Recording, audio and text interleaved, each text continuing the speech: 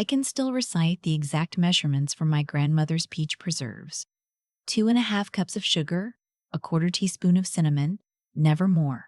But according to my daughter, I can't be trusted to sign my own name on a piece of paper. She said that to my attorney, not to me, to him, while I was sitting right there in the room. I'm 68 years old. I taught high school English for 31 years. I've graded more essays than I can count, filled out more insurance forms than any human being should have to, and I balanced my own checkbook every single month since I was 22. But somewhere between my retirement party and my husband's funeral, my daughter decided I had become a problem to manage rather than a mother to love. I want to tell you exactly how I found out, because it didn't happen the way you might expect. There was no dramatic confrontation, no screaming match at the kitchen table. It happened quietly, the way most betrayals do, so quietly that by the time you recognize it, the other person has already been at it for a long, long time. My husband passed 2 years ago this coming March. 43 years we were married. His name was Gerald, and he was the kind of man who left notes in lunch bags and remembered the names of every neighbor's dog on her street. When he died, he left a hole in this house that I still walk around sometimes, the way you walk around furniture that isn't there anymore. My daughter had always been close to her father. When he got sick, she flew in from Phoenix and she was here every other weekend, and I was grateful for that. I truly was. What I didn't understand, what I didn't let myself see, was that she was also paying very close attention to the filing cabinet in Gerald's study. She knew what was in it. She knew better than I did, if I'm being honest. I'd always let Gerald handle the financial paperwork. Not because I couldn't, but because we had a rhythm, a division of labor that had worked for 40 years, and I never thought to question it. He did the finances. I did the scheduling, the correspondence, the taxes. It worked. When he died, I was 66 years old, alone for the first time in my adult life, and my daughter stepped in to help. That's how she framed it. Helping. She started coming over more often. She'd bring her husband, a quiet man who smiled too much and said very little, and the two of them would sit at my kitchen table and go through papers with me. Insurance documents, bank statements, the deed to the house. I thought it was kindness. I thought she was worried about me. She was, just not in the way I understood. About 8 months after Gerald passed, she brought up the idea of a financial power of attorney. She sat across from me with a cup of tea she'd made herself in my kitchen, and she explained that it would just make things easier. If something happened to me, a fall, a stroke, anything, she could handle things without it becoming complicated. She used the word complicated 4 times in that conversation. I counted because I'm an English teacher, and I notice when people reach for the same word too many times, it usually means they're avoiding the precise one. I told her I'd think about it. She brought it up again 2 weeks later, and then again after that. Each time, she added something new. She mentioned a woman from her church whose mother had a small stroke and couldn't access her own accounts. She mentioned a story she'd read online about elderly women being targeted by financial scammers. She looked at me a certain way when she said, elderly women, a look that was meant to be sympathetic but landed somewhere closer to pity. I still said I'd think about it. What I was actually thinking was this: my daughter had never once, in 45 years of living, shown particular interest in paperwork. She didn't even like filling out forms at the doctor's office. So why was she so focused on this one document? I didn't say that out loud. I just kept thinking it. The thing I want you to understand about my daughter is that she isn't a monster. I need you to know that, because what I'm about to tell you could make her sound like one, and the truth is more complicated and more painful than that. She's a woman who made bad financial decisions in her 30s.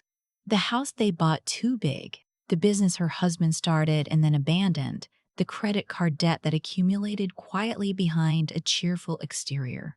She's a woman who has been financially anxious for 15 years and never once talked to me directly about it. If she had come to me and said, "Mom, we're struggling. I'm scared. I need help," I would have helped her. I would have given her money freely and without condition, the way parents do when they love their children and have something to give. But she didn't ask. She never asked. Instead, she planned. I didn't know that yet. But I was starting to feel something I couldn't quite name. A low, persistent unease. The kind you get when a room is the same as it always was, but something small has shifted. A chair moved 2 inches. A window latched differently, and you can't identify it, but your body knows. I started paying closer attention to things. I have a friend. I've known her since our children were in elementary school together, 30 years or more. She's sharp, practical, not given to drama, and she had gone through something similar with her own brother after her mother passed. I called her one evening in October, and I told her what was happening, not accusingly, just laying it out the way I used to lay out essay drafts, looking for the argument underneath. She listened all the way through without interrupting, which is one of the things I love most about her.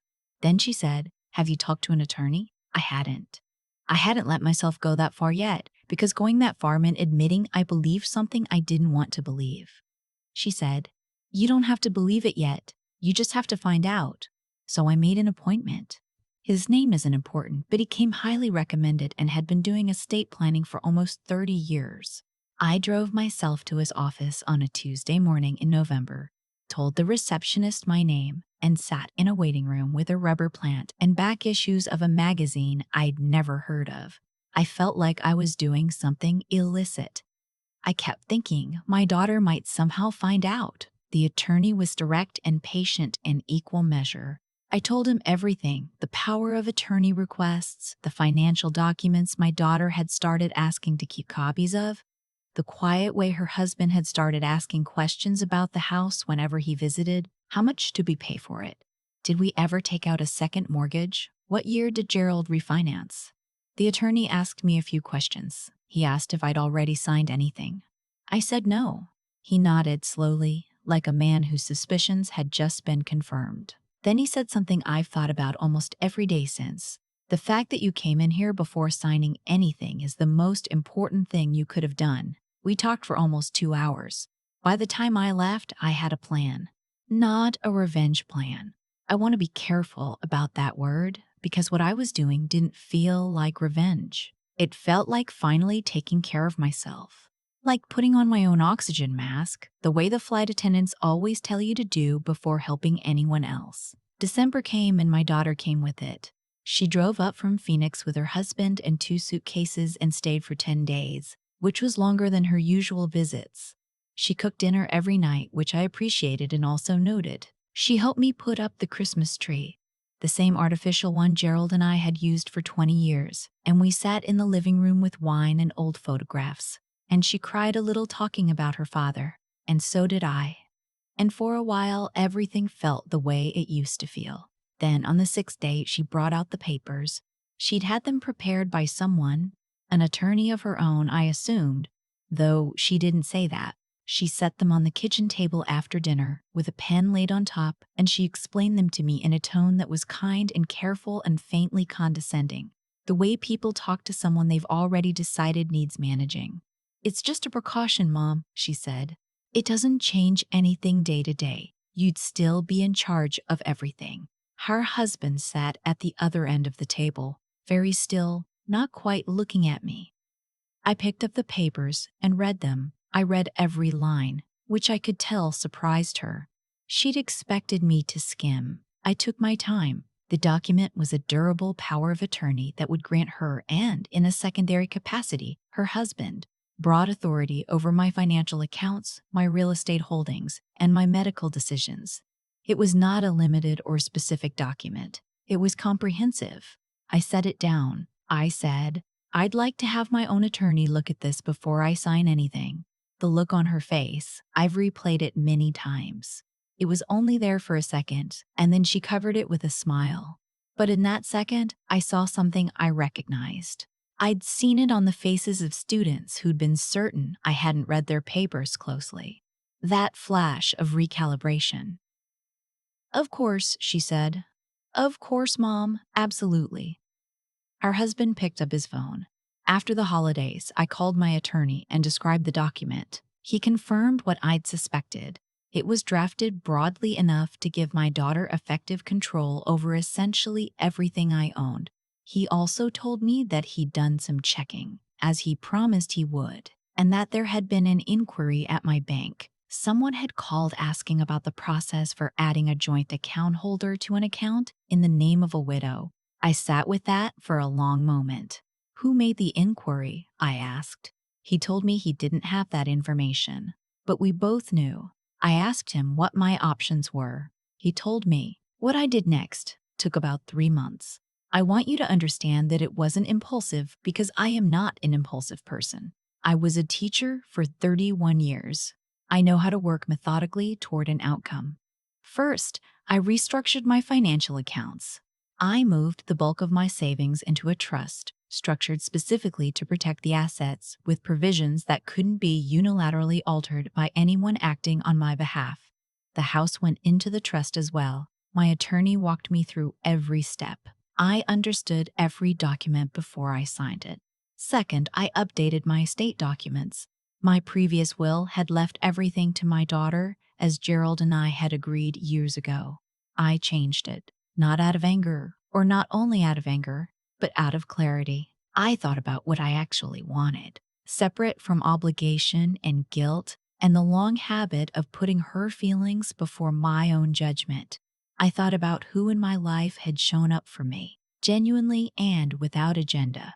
I thought about my granddaughter. She's 23, my daughter's daughter. Isn't that something, the way families carry their contradictions? And she is nothing like her mother in the ways that matter most. She calls me on Sundays just to talk. She drove 6 hours last spring. When I mentioned almost in passing that I'd been having a hard week, she brought soup she'd made herself in a pot wrapped in a dish towel so it wouldn't spill. And she sat with me for 2 days and didn't once look at her phone except to show me photographs of her garden. She's studying to be a nurse. She has $40,000 in student loans and a studio apartment and a cat named after a poet, and she has never once asked me for anything. I left her the house. I won't pretend the decision wasn't complicated. My daughter is still my daughter. That doesn't go away, and I wouldn't want it to. But I had spent 2 years watching her look at me and see a resource to be managed. And I had spent 30 years watching my granddaughter look at me and see her grandmother. Those are different things. They require different responses. In April, my daughter came to visit again.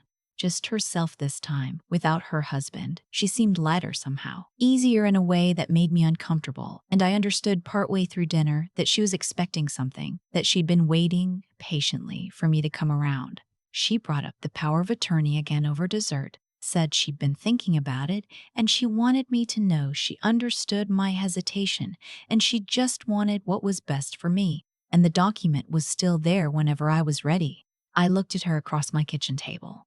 This woman I had carried and raised and loved for 45 years.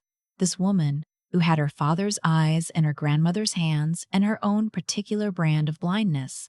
And I said as calmly as I could, "I've already made arrangements." She blinked. "What kind of arrangements?" "Everything is in order," I said. "You don't need to worry." I watched her try to read that. I watched the small movements of her face as she worked through possible meanings. I did not help her. Finally, she said, "Did you see an attorney?" "I did," I said. "Months ago. He's very good." She set down her fork. "Mom, I wish you told me." "I'm telling you now," I said. We finished dessert. She left the next morning. She hasn't brought up the power of attorney since. A few weeks after that visit, I had a longer conversation with my attorney. He asked how I was doing, and I told him I was doing better than I'd expected. He said that was common, that once people take action, once they stop waiting to see what someone else will do and start deciding for themselves, something settles. He said he'd seen it many times. I thought about that on the drive home. The settling. How long I'd been unsettled.